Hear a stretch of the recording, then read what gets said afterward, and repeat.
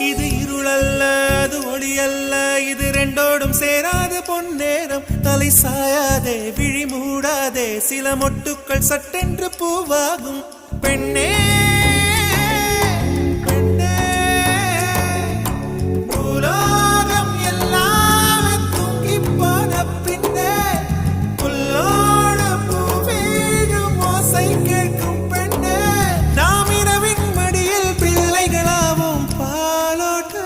உண்டு